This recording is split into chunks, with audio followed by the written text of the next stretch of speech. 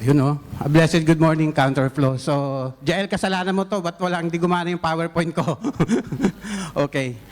So, the word that I'll be sharing to you this morning is about something to do as part of our Christian calling.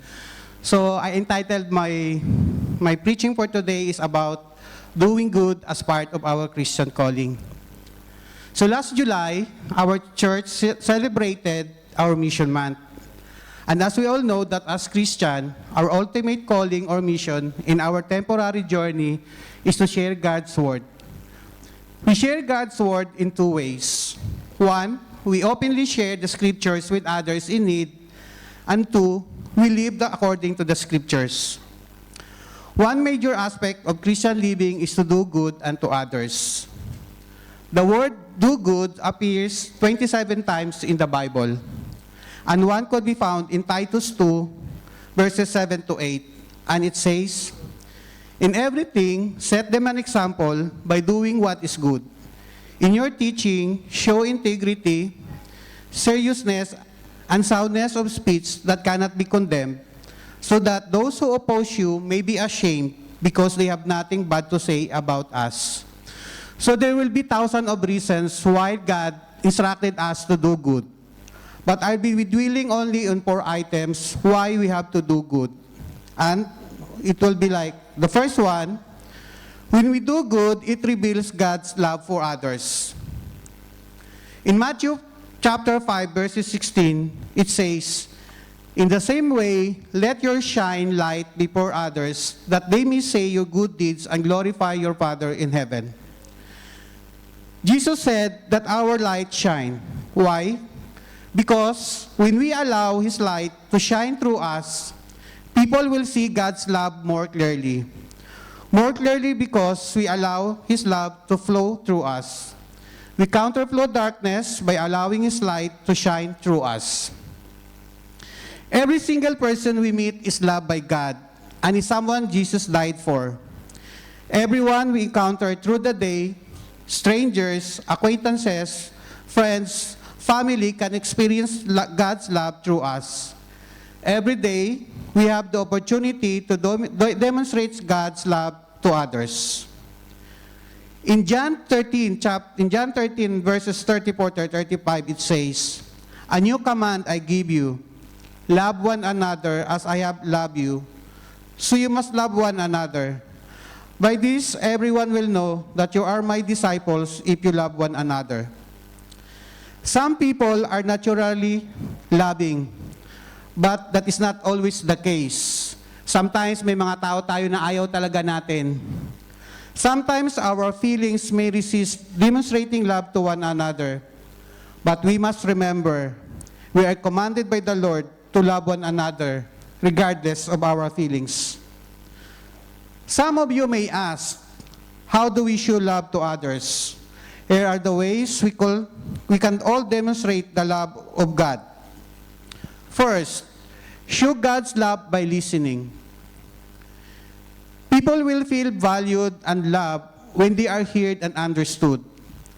We comfort others the same way we are comforted by God when we are in need. In 2 Corinthians 1:44, it says, "It is God who comforts us in all our troubles, so that we can comfort those in any trouble with the comfort we ourselves have received from God." Second, shows God love with generosity. Maybe it is a gift of their time when you need someone. Maybe it was a financially generous gift. Perhaps they shared kind words or stood up for you in a difficult time. How did that moment make you feel? You probably felt love, you felt seen, you felt valued to the point that you still remembered the act of generosity. Number 3, shows God love by encouraging.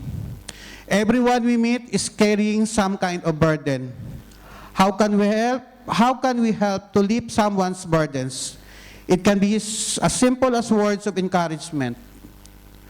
The word encourage comes from an old French word that means to make strong. So when we encourage another, we are making their spirit strong. We're strengthening the hope, their faith, and their resolve to keep going. Don't hesitate to speak life-giving words into someone's circumstances. It cannot hurt, and it most certainly can help someone gain their strength in their life.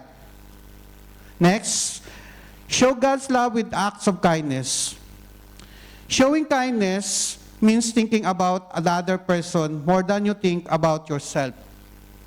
What are their needs? What would make their lives better? Selfless love comes from God, as it says in 1 Corinthians 13:5, says that love is not self-seeking. Next, show God's love by praying for others. Pray for people. Yes, pray for them in your own time with God, because God hears our prayers, but also pray for people when you are with them. One of the easiest way to show love and concern is to pray with someone right then and there.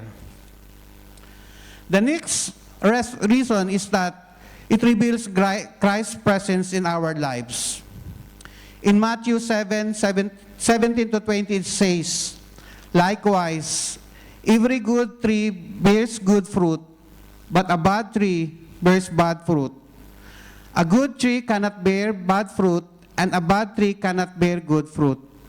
Every tree that does not bear good fruit is cut down and thrown into the fire. Thus, by their fruit you will be recognized them." Good trees produce good fruit. Sharing God with others through our actions is often more powerful than our words and speech.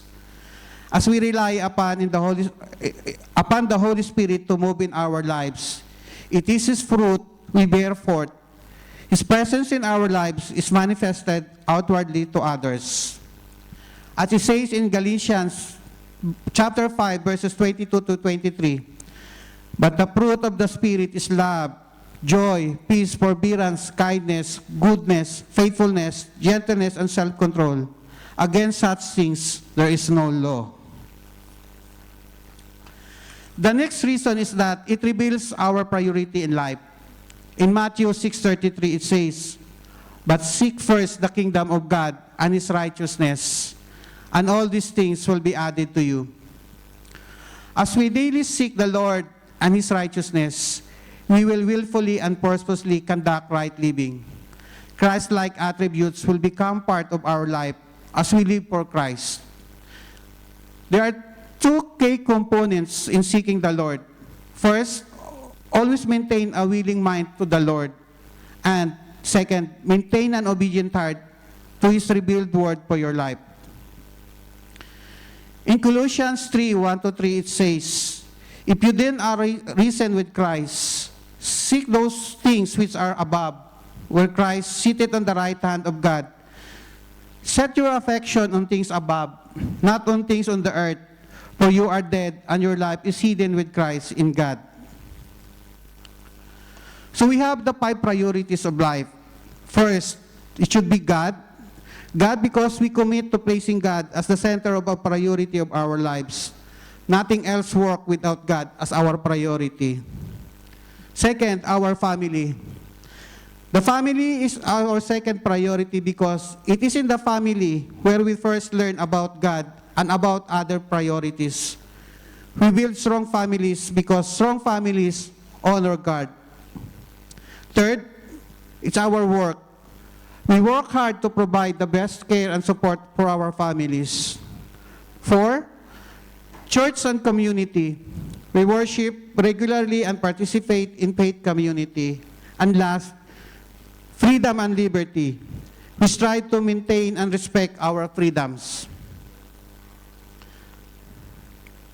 And the last, why we have to do good, is that it reveals Jesus' purpose for our lives. In 1 Timothy chapter 2, verses 3-4, it says, "This is good and pleases God our Savior, who wants all people to be saved and to come to a knowledge of the truth." So when we make those first steps towards God, we're making our first step in discovering His purpose for our lives. Jesus' whole mission was to reconcile us to God, and by accepting that gift, we're right in the center of God's will. God intends to make us more like Jesus. In Romans 8:28-29, it says, "And we know that in all things, God's work for the good of those who love Him have been called according to His purpose. For those God foreknew, He also predestined to be conformed to the image of His Son, that He might be the firstborn among many brothers and sisters." Another thing that we can be sure of this, that the Spirit of God is at work in our lives to transform us from the inside out. God intends that we partner with Him in this transforming work. God wants us to help others know Him. In Matthew 28:19-20, it says, "Therefore, go and make disciples of all nations by baptizing them in the name of the Father and the Son and the Holy Spirit, and teaching them to obey everything I have commanded. And surely I am with you always to the very at the end of the days." This is one of the last instructions Jesus gave to His disciples before He returned to the Father, that He should go and make disciples of all nations. This directive has come to be known as the Great Commission, and it extends to us as well. So if we're really interested in God's purpose for our lives, we'll be involved in the work of sharing the gospel with others. Does that mean you have to become missionary? No. But that does mean that you find ways to contribute to the works of creating disciples. If we simply focus on these three areas, we have found ourselves living at God. Doing good have also effect in terms of our physical body. First, doing good decreases stress. Doing good increases life expectancy. Doing good make us feel better. Doing good make us happier at work. Doing good promotes mental health. Doing good leads to happiness. And doing good will motivate you to do good again. So in conclusion, when we do good, the light of Christ pushes back the darkness, connect us with others, and provide peace beyond understanding. Embrace His love for you today so you can share His love with others. God bless you and happy anniversary, Counterflow Youth.